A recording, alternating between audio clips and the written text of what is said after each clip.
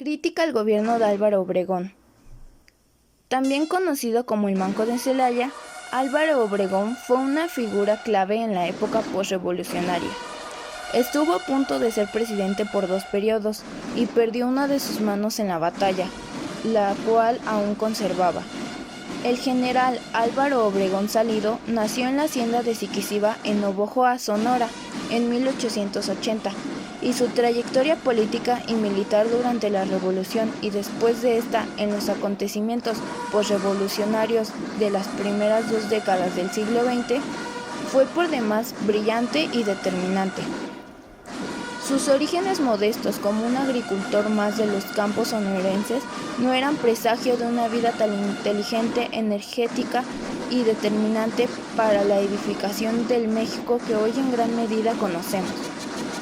Obregón, en sus inicios, tuvo que luchar del lado de Madero a Porfirio Díaz, cuando el país vivía sus horas más aciegas, en los primeros momentos del movimiento armado.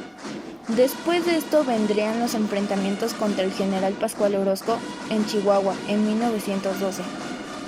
Más adelante, en 1914, y del lado constitucionalista, combatió al usurpador Victoriano Huerta.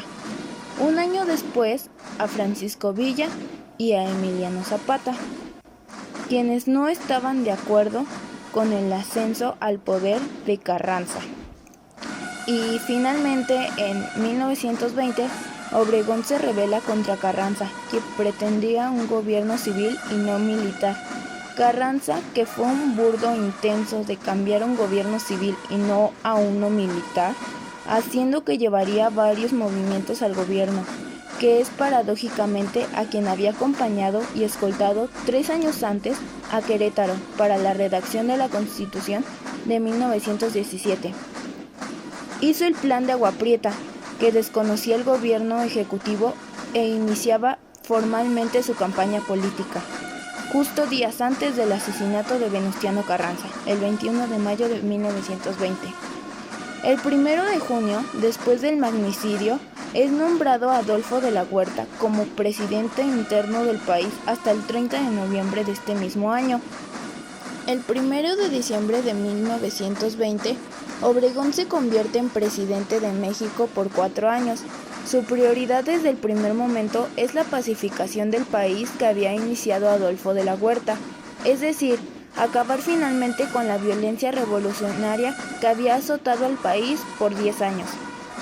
Inicia también entonces el reparto agrario con la reforma agraria y en general la institucionalización de las conquistas sociales postuladas en la revolución. Apoya a organizaciones obreras como la CROM y la CGT. Funda el Banco Único. Construye centenares de escuelas. Repara y construye miles de kilómetros de vías férreas y telegráficas. E inicia también las políticas anticlericales con Plutarco Elías Calles, que se encuentra entonces en la Secretaría de Educación Pública.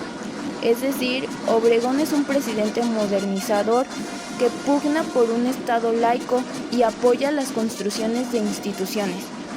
Al final de su gobierno, en 1924, se desata la rebelión de la Huertista por el intento de imposición de Elías Calles a la presidencia. En esta segunda década del siglo pasado, cuando el país trataba de sacudirse definitivamente de 30 años de ominosa dictadura caudillista y por otra parte de construir los cimientos de un país más justo y democrático, Obregón fue fundamental y determinante, un líder carismático, un genio militar con un fino olfato político y además amante de la música y la poesía.